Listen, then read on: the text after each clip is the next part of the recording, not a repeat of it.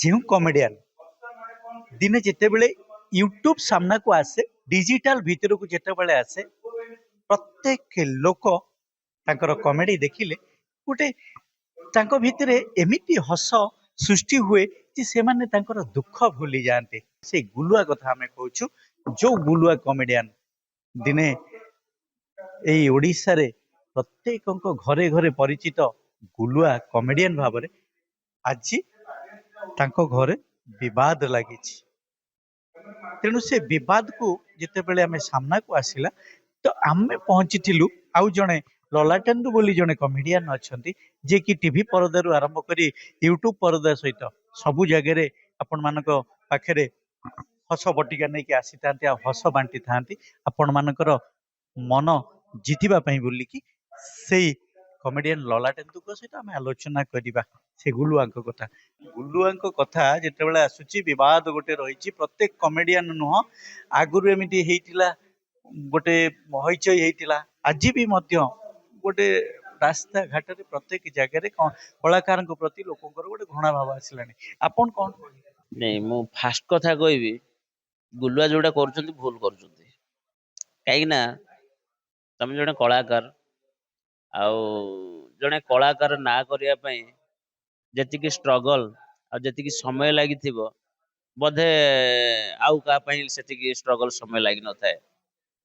କିନ୍ତୁ ଗୋଟେ ଜିନିଷ ଏମିତି, ଯୋଉ ଘଟଣାଟା ହେଲା, ତମ ସ୍ୱାମୀ ସ୍ତ୍ରୀ ଭିତରେ ଯୋଉ ଝଗଡା ଝାଣ୍ଟି ହେଲା, ତମେ ମିଡିଆ ଆଗରେ ଆସିକି ପ୍ରଚଳିତ କଲ, ତମେ ସେଇଟା ପର୍ସନାଲ ଭିତରେ ବୁଝାବଣା ଭିତରେ ବୁଝିକି ରହିଯିବା କଥା।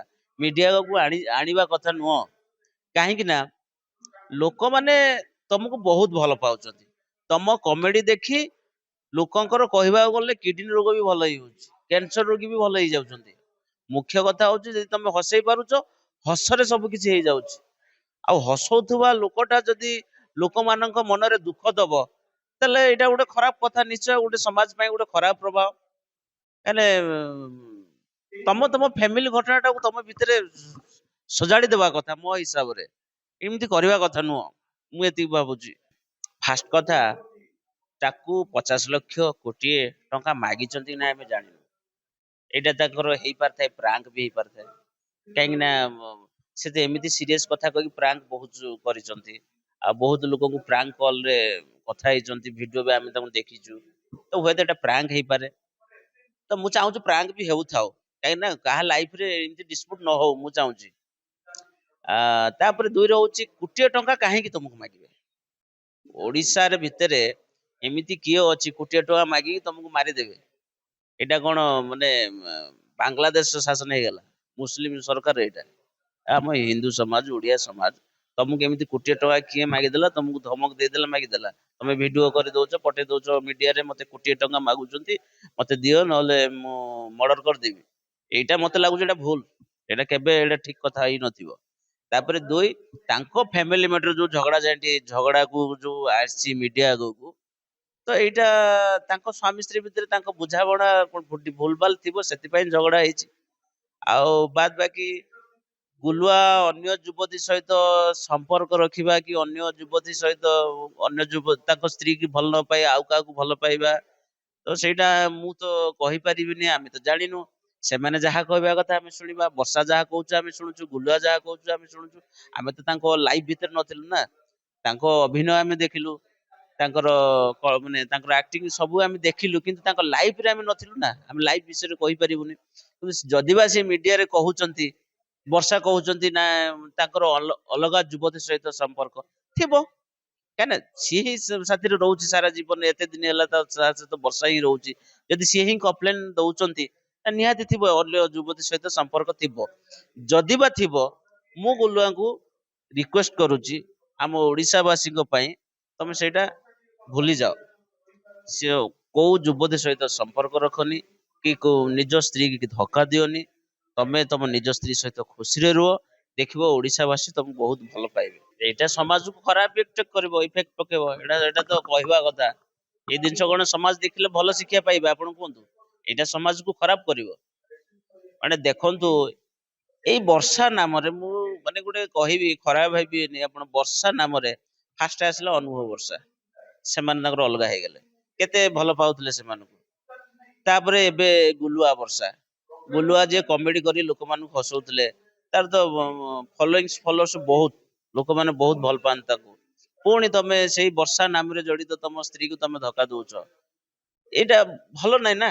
ଏଇ ଜିନିଷଟା ସମାଜକୁ ଖରାପ ଇଫେକ୍ଟ କରିବା ପକେଇବ ମାନେ ପକେଇବ ତମଠୁ କଣ ଶିଖିବେ ତମ କମେଡି ଦେଖି ହସୁଛନ୍ତି ତମେ ପୁଣି ଏଇ ଜିନିଷଟା କରିବ ଏମିତି ସ୍ତ୍ରୀ କି ଧୋକା ଦବ ଅଲଗା ଯୁବତୀ ସହିତ ସମ୍ପର୍କ ରଖିବ ଲୋକମାନେ କଣ ଭାବିବେ ତମେ କମେଡିଆନ ଆମେ ବି କମେଡିଆନ ତମକୁ ଦେଖି ଆମକୁ ଖରାପ ଇଏ ବି ସେମିତି କରିବେ କାଲି ସକାଳେ ଆମକୁ ଆଙ୍ଗୁଠି ଦେଖେଇବେ ଏଇଟା ତ ଖରାପ ଇଫେକ୍ଟ ନିହାତି ପକେଇବ ସମାଜକୁ କହିସାରିଛନ୍ତି ଆଜ୍ଞା ଗତକାଲି ମୁଁ ବାପୁଜୀ ନଗର ଗୋଟେ ସୁଟ କରୁଥିଲି ମୋର ୟୁଟ୍ୟୁବ ଚ୍ୟାନେଲ ପାଇଁ ମତେ ମୋର ଫ୍ୟାନ ମାନେ ଆସିକି କହିଲେ ତମ ଇଣ୍ଡଷ୍ଟ୍ରି ସାରା ଏମିତି ସ୍ତ୍ରୀ କି ଛାଡିକି ଅଲଗା ଯୁବତୀ କି ଧରିଲଣି ତମେ ବି ସେମିତି ଯିବ ଭାଇ ଏମିତି ଗୋଟେ ଆକ୍ଷେପ କରିକି କହିଲେ ମତେ ଖରାପ ଲାଗିଲା ତେଣୁ ଦେଖ ସିଏ ଭୁଲ କଲେ ଆମ ପାଇଁ ଆସିବ ଯେହେତୁ ଆମେ କଳାକାର ଆମେ ଗୋଟିଏ ଲାଇନରେ ସବୁ ଅଛୁ ଜଣେ ଭୁଲ କଲେ ଆଉ ଜଣେ ଦୋଷୀ ହବାଟା ଆମେ ଦୋଷୀ ନୁହଁ କିନ୍ତୁ ଲୋକମାନେ ଭାବିବେ ଦୋଷ କରୁଛୁ ସେଇପରିକା ସବୁ କଳାକାର ଯେ ଯୋଉ କଳାକାର ଭୁଲ କରିବ ଆଉ ଗୋଟେ କଳାକାର ବି ସେ ଲାଇନରେ ପଡିଲା ବୋଲି ମତେ ଲାଗିବ ଆମେ କଳାକାର ଅଭିନୟ କରୁଛୁ ଯଦି ଆମେ ଗୋଟେ ଯାଉଛୁ ଗୋଟେ ସର୍ଟ ଦବା ପାଇଁ ଆକ୍ଟିଂ କରୁଛୁ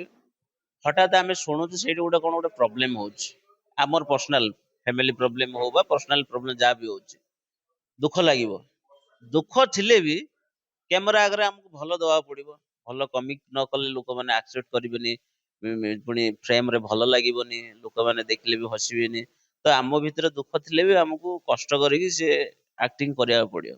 ହଁ ଏଇଟା ବି ଠିକ କଥା କହିଲେ ମାନେ ଗୋଟେ କମେଡିଆନ କଣ ଗୋଟେ ହିରୋ କଣ କଳାକାର କଥା ଜଣେ କଳାକାର ନାଁ କହିବା ପାଇଁ ତାକୁ ସମୟ ବହୁତ ଲାଗେ ଆଜ୍ଞା ବହୁତ ଷ୍ଟ୍ରଗଲ ବହୁତ ମାଟି ହାଣିଲେ ଯାଇକି ଘର ହେଇପାରିବ ଯଦି ସେଇ ଘର ଭିତରେ ଯଦି ଗୋଟେ ଘରର ଛାତ ଭୁଷୁଡି ଯିବ ତାହେଲେ ଆମେ ଯୋଉ ଷ୍ଟ୍ରଗଲ କରି ଆମେ କଷ୍ଟ କରି ମାଟି ଏକାଠି କରି ଘର କରିଥିଲୁ ନିଶ୍ଚୟ କଷ୍ଟ ଲାଗିବା କଥା ଲୋକଙ୍କର ଘୂର୍ଣ୍ଣ୍ୟ ଆଖିରେ ଆମେ ପରିଚିତ ହେଇଯିବୁ ଲୋକମାନେ ମତେ ଆମକୁ ଭଲ ପାଉଛନ୍ତି ଆମେ ଯଦି ଖରାପ କାମ କରି ଲୋକମାନେ ଘୃଣା କରିବେ ଏଟା ତ ସ୍ୱାଭାବିକ କଥା ଘରେ ଭୁଲ କଲେ ଯଦି ଆମେ ଭୁଲ ଭାଲ କରୁଛୁ ଘରେ ବି ଆମର ଫ୍ୟାମିଲି ଲୋକ ଘୃଣା କରୁଛନ୍ତି ଗାଁ ପଡିଶା ସାହି ପଡିଶା ଆମକୁ ଖରାପ ଭାବୁଛନ୍ତି ସେଇପରି ଏକା କଥା ଇଣ୍ଡଷ୍ଟ୍ରିରେ ତମେ କାମ କରୁଛ ମାନେ ଭଲ କାମ କର ଖାଲି ଆକ୍ଟିଂ କରି ହସେଇ ଦେଲେ ହବନି ଆକ୍ଟିଂ କରି ହିରୋ ଭିଲିଆନ ହେଇଗଲେ ହବନି ତମର ପର୍ସନାଲ ଲାଇଫ ଟା ବି ଭଲ ହବାର ଅଛି ଲୋକମାନେ ସେଇଟା ବି ଦେଖୁଛନ୍ତି ନା ଆଉ ତମେ ଯଦି ପର୍ସନାଲ ଲାଇଫ ଟା ଖରାପ କରୁଛ ଲୋକମାନେ ଅବଭିୟସଲି ଖରାପ ଭାବିବେ କଦାପି ଏଇଟାକୁ ସାମ୍ନାକୁ ଆସିବା କଥା ନୁହଁ ଆଣିବା କଥା ନୁହଁ ମୁଁ କହୁଛି ଆଜ୍ଞା ମୁଁ ବି ଗୋଟେ ଫ୍ୟାମିଲିଆନ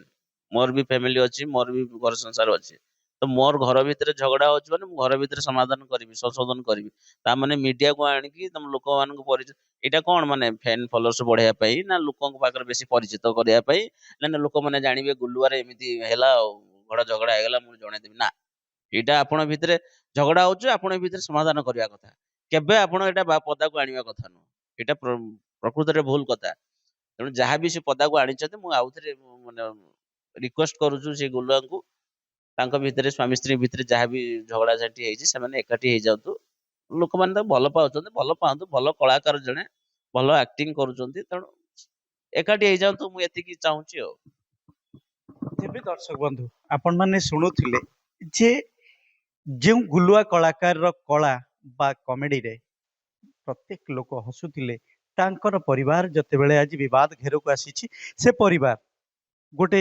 ସ୍ୱତନ୍ତ୍ର ଭାବରେ ଗଢି ହେଇଯାଉ ପ୍ରତ୍ୟେକ ପବ୍ଲିକ ବା ପ୍ରତ୍ୟେକ ଦର୍ଶକ ଗୁଲୁଆଙ୍କୁ ବା ବର୍ଷାଙ୍କୁ ଭଲ ପାଉଥିବା ପ୍ରତ୍ୟେକ ଦର୍ଶକ ଚାହାନ୍ତି ସେମାନଙ୍କ ପରିବାର ଯୋଡି ହେଇଯାଉ ତେବେ ଆଗକୁ ସେମାନଙ୍କର ପରିବାରର କଥା ଏ ବିବାଦର କଥା କେତେ ଦୂର ପୁଣି କୋଉ ମୋଡ ନଉଛି ତାକୁ ହିଁ ଦେଖିବା ବାକି ଅଛି। ଭୁବନେଶ୍ୱରରୁ ରାଜାଙ୍କ ରିପୋର୍ଟ, କେ ନ୍ୟୁଜ୍ ଓଡ଼ିଶା।